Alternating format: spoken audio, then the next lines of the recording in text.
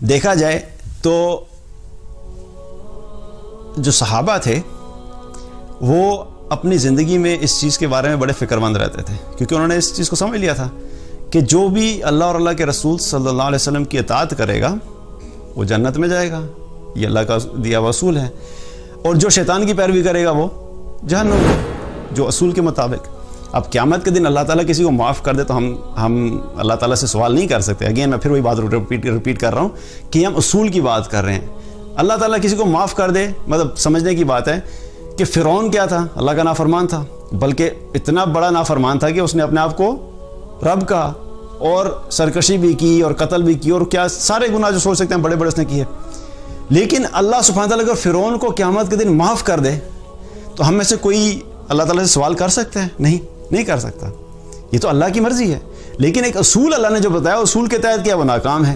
اسی طریقے سے صحابہ جو تھے وہ فکر مند رہتے تھے اور وہ اپنے آپ کو مستقل اس چیز میں رکھتے تھے کہ ہم نے کسی طریقے سے آخرت میں کامیاب ہونا ہے۔ اور صحابہ تابعین کے دور میں جب ان کے ساتھ بیٹھا کرتے تھے تو ان کو کہا کرتے تھے، جب وہ لوگ کوئی گناہ کرتے تھے تو ان سے کہتے تھے کہ جن گناہوں کو تم لوگ حقیر سمجھتے ہو ہم رسول اللہ صلی اللہ علیہ وسلم کے زمانے میں ان گناہوں کو ہلاک کر دینے والا سمجھا کرتے تھے۔ یعنی کہ کچھ چیزیں ایسی ہوتی ہیں کہ جو انسان سمجھتا ہے کہ یار چھوٹی سی بات ہے، لیکن ان کے دور میں وہ بہت بڑی سمجھی جاتی تھی، کیونکہ آئیڈیل دور تھا۔ تو آہستہ آہستہ کیا ہوا کہ وہ دور چونکہ آئیڈیل نہیں رہا تو وہ سوچے کہ تابعین کے دور میں ان کو کہہ رہے ہیں کہ جن چیزوں کے جو چیزیں تمہاری نظر میں حقیر ہیں وہ ہمارے نظر میں رسول اللہ صلی اللہ علیہ وسلم کے دور میں ہلاک کر دینے والی سمجھی جاتی تھی۔ اسی طریقے سے عمر رضی اللہ عنہ ایک مرتبہ شام کی طرف گئے جب وہ امیر المومنین تھے۔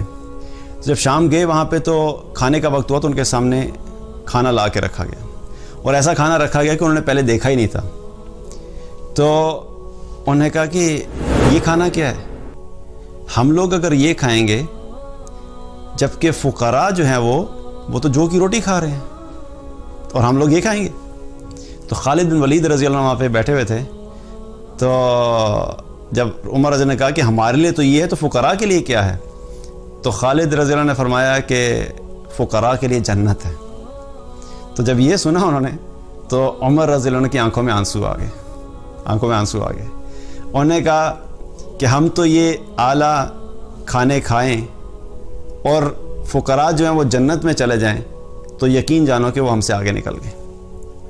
صحابہ کی فکر آخرت کے لیے، اور وہ کیا تھا، مقصد کیا تھا کہ وہ دنیا میں بھی ڈرتے تھے کہ اللہ سبحانہ تعالیٰ ہمیں ہمارے نیک اعمال کا بدلہ دنیا میں ہی نہ دے دے۔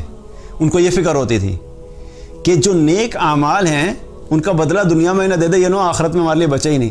تو وہ اپنے آپ کو زندگی کے اعتبار سے کم نعمتوں میں رکھا کرتے تھے کہ زیادہ استعمال کی تو یہ کہ ہمارے لیے وہ اس کی کمپنسیشن ہی نہ بن جائے کہ ہماری آخرت کی نیکیوں میں سے ہمیں دنیا میں مل جائے۔ تو وہ بہت پریشان ہوتے تھے، فکر مند رہتے تھے۔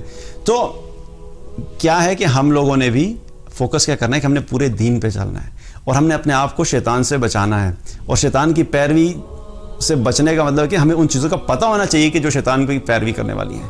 اور آج جو گناہ موجود ہیں دیکھا جائے تو وہ زیادہ تر شیطان کی پیروی ہے۔ آپ سوچیں کہ جو شخص نماز نہیں پڑھتا وہ اللہ کی پیروی کر رہا ہے یا شیطان کی پیروی کر رہا ہے؟ جو شخص جس پہ زکوٰۃ فرض ہے اور وہ زکوٰۃ نہیں دیتا وہ اللہ سبحانہ تعالیٰ کی پیروی کر رہا ہے یا شیطان کی پیروی کر رہا ہے؟ جو عورت بے پرد ہو کے باہر نکلتی ہے، نامحرم لوگوں کے سامنے اپنے جسم کی نمائش کرتی ہے سکن ٹائٹ کپڑے پہن کے یا سی تھرو کپڑے پہن کے، تو وہ اللہ کی پیروی کر رہی ہے، شیطان کی پیروی کر رہی ہے؟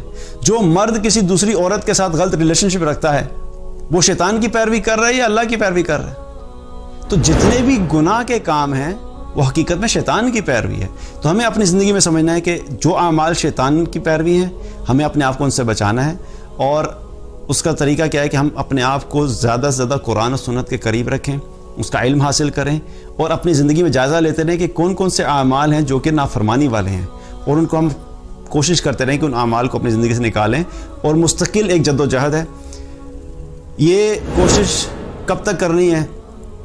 موت تک کرنی ہے۔ کوئی انسان بھی اپنے آپ کو یہ نہیں سیف سمجھ سکتا کہ میں تو بس اب سیف ہوں، اب میں جو ہے نا نیک اعمال ہی کرتا رہوں گا. مرتے دم تک آخری وقت تک شیطان کوشش کرتا رہتا ہے کہ اگر اس نے ساری زندگی نیکیوں میں بھی گزاری ہے تو آخری وقت میں بھی اس کی کوشش ہوتی ہے کہ میں اس سے کوئی ایسا کام کروا دوں کہ اس کی ساری زندگی کے اعمال ضائع ہو جائیں. تو ہمیشہ ڈرتے رہنا چاہیے. جو اعمال کر رہے ہیں ان پہ مطمئن نہیں ہونا, جو بھی اعمال کر رہے ہیں ان کو کافی نہیں سمجھنا, اللہ کی رحمت کی امید رکھنی ہے, اللہ کا ڈر دل میں رکھنا ہے, اور اپنے آپ کو ہمیشہ ایک ہمبل, ایک عاجزی کے ساتھ زندگی گزارنی ہے, چاہے جتنے بھی نیک اعمال ہوں. اور اللہ سبحانہ وتعالیٰ سے دعا کرتے رہنا ہے کہ اللہ تعالیٰ ہمارے ان اعمال کو قبول فرمائے اور اللہ تعالیٰ ہماری مدد فرمائے.